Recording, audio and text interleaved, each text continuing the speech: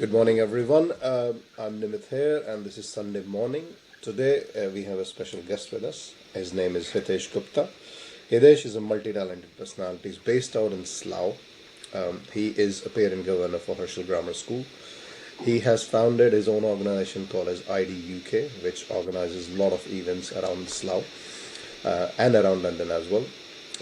He's also a member of executive council member of Slough Conservatives, and also EC member for Sardar Patel Memorial Society. So thanks, Hridesh, for joining us today, and thank you for your time. Thank you, Nimit, for having me here. Thank you. So, Hridesh, we want to sort of get some, an idea around what is happening around politics and around the whole financial situation, and also there's been manifesto out there. So, just want to cover various topics around pretty much our life here in UK. So, to start with. Could you describe us what's the political situation you see in Slough when it comes to Tories and the local Labour parties there? Thanks, Nimit. So, before I start with Slough, I just want to have a bigger picture what's happening at the national level, then we'll come down to Slough. Okay. So, if you look at the national level, right, what's happening is it's not that Labour is winning, it's like Conservative losing. The Rishi is not getting the required support. He came and he assumed the chair when was a very difficult situation after Brexit, COVID was happening, Ukraine war. So he was in very difficult situation, right? And economy was ripping apart.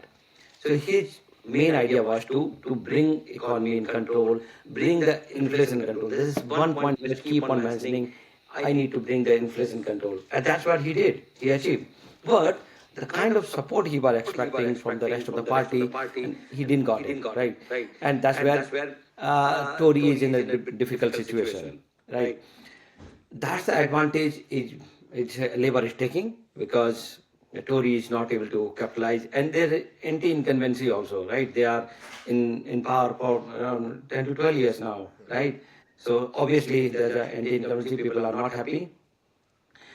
At the same time, the other party like Lib Dem and Reform UK, they are also eating the boat of Conservative, right? So Labour is taking the advantage here. So that's the picture at national level, right?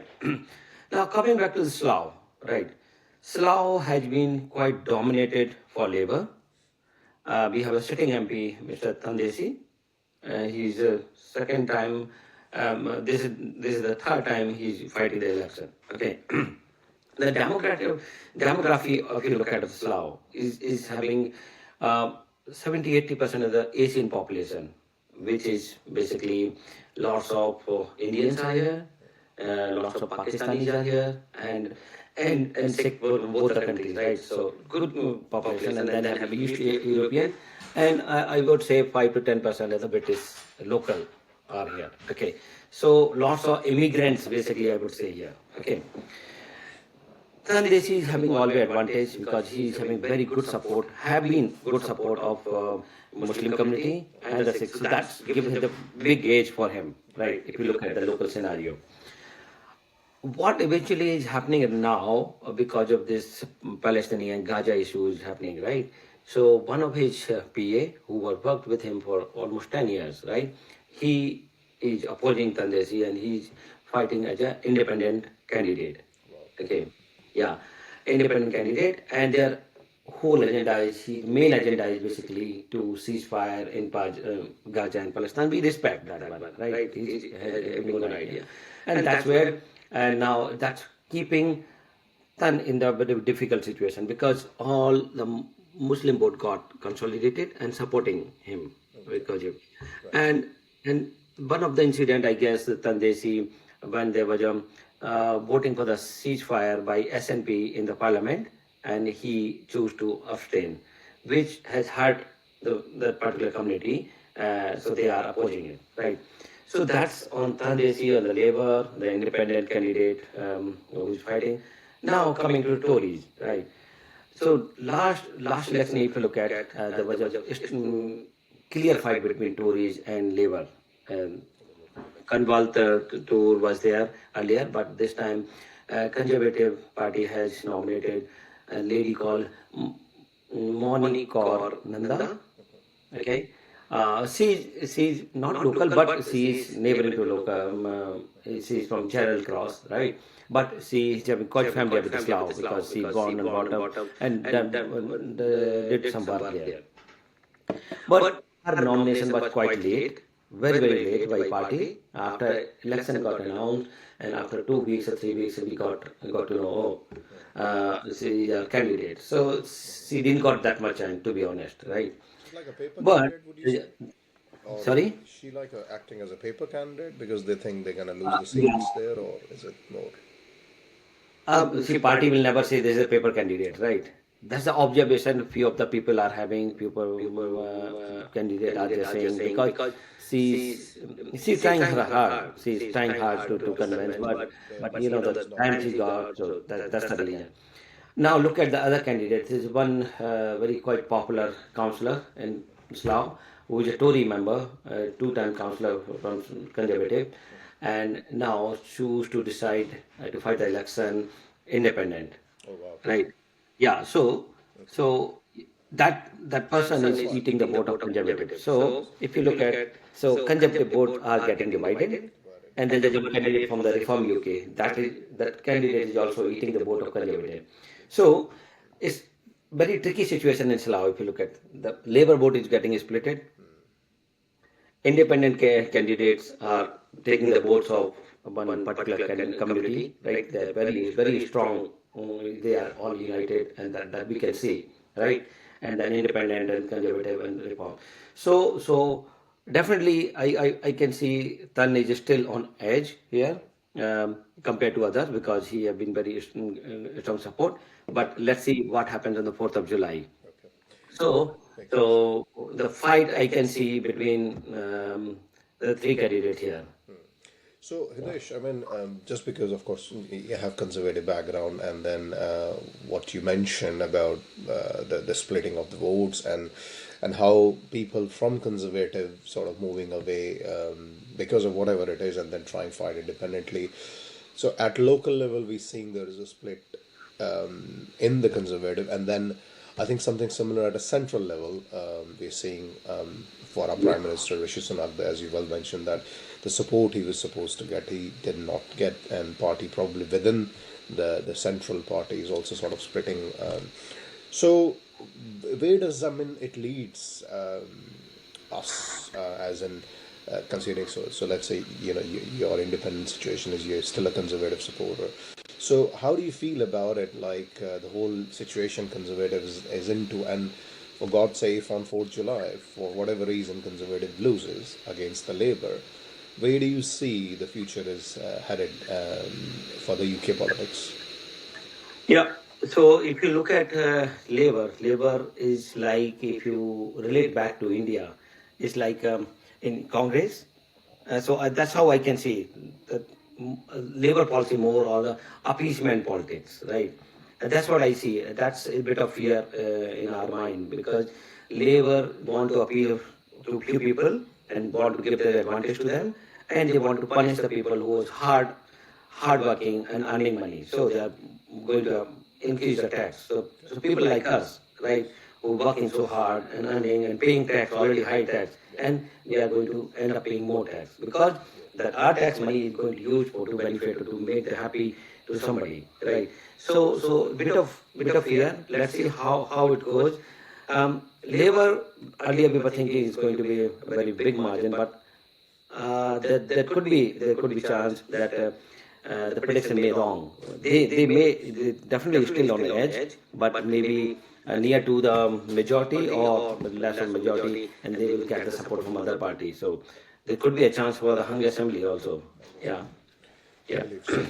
Well, I mean, either way, as I said, if the, we countries facing the recession, the cost of living crisis has been the number one problem we're facing.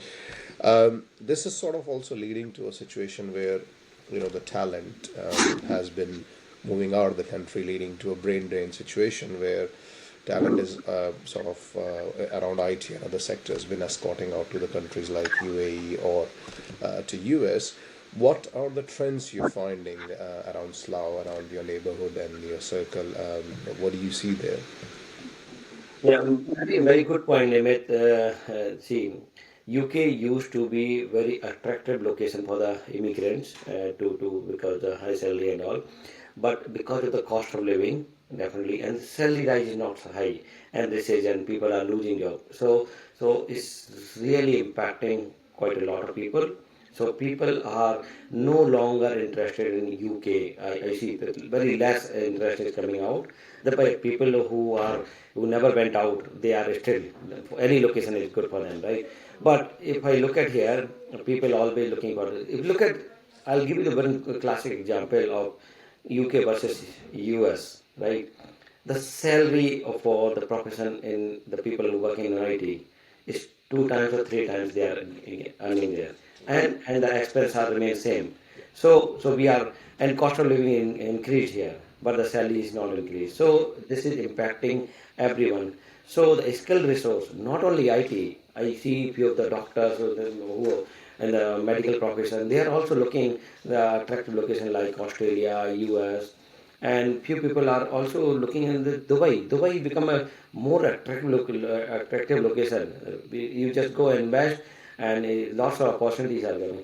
So somehow the Tory government who were struggling because of from last 4 or 5 years, and this created this situation where they couldn't able to focus to make it attractive market, and they were just fighting with the Ukraine war and Brexit thing and the COVID, and they got trapped on only, and the inflation was high. They were focusing on that one, so they couldn't able to focus on that. That's impacting Rishi basically. That is one of the major factor.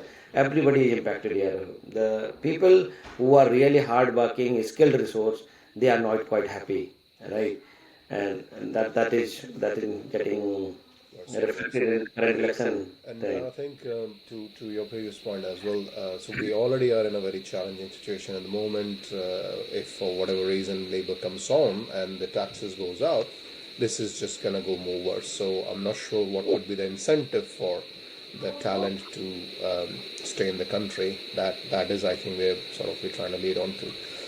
Thanks a lot for the insights for that. I think with Kuala, we do see. I live in Sutton, and we do see similar sort of trends around here as well.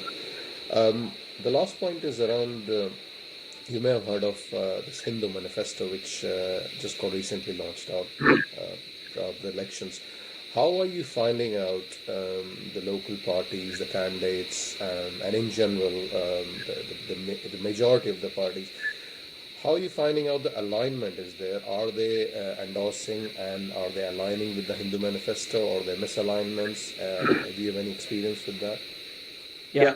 Okay. Very good point. So I'm very close to this Hindu manifesto. I have a copy of it right now with me. I'm not sure this in the mirror image is reflecting. I can see in my. So if I look at the manifesto, this is one document which is non-controversial. Look at the demand. There are total 7 demands they are having. One demand is define the anti-Hindu, Hinduphobia. Like we have a clear definition of Islamophobia, we have anti-Semitism, and those kind of things already clearly defined, right? A hate crime. So we are asking there's a Hindu hate crime is always been there, right? And we have witnessed that in the 2 years ago in the Leicester. So this is one of the demand. Define that one, right? If somebody abusing you, somebody harassing you because of you are following of Hinduism, then that need to be defined, and that there should be the criminal offense, right? Other demand is second demand is the protection of the temples, right? We have seen lots of example where the people who going to the temple, a temple got vandalized, right? The car was parked, they got snatched. So I know in Slough 2 years ago, the 35 cars got scratched by the key. So those kind of things. So what our demand is to government to, like they are providing the protection to mosque, to church, to the gurdwaras. Then we are asking, please consider temples as well, right? Provide some funding and provide some CCTV cameras so that that can be protected. Third demand is the access of the fair education. So our kids goes to school, right?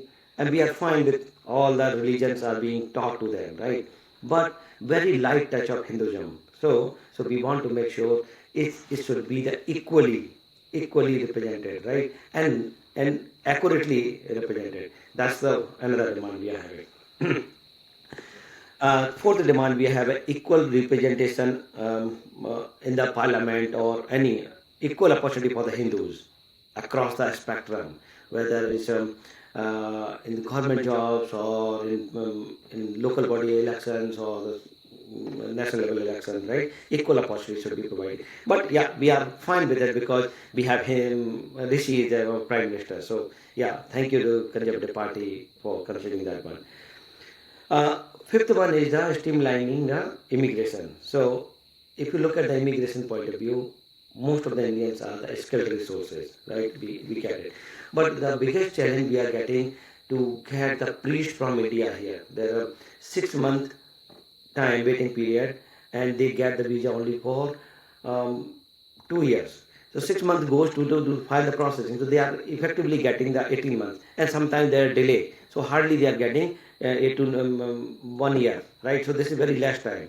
So we want to stabilize because it's hard to get the priest in UK when you are following the Hinduism, right?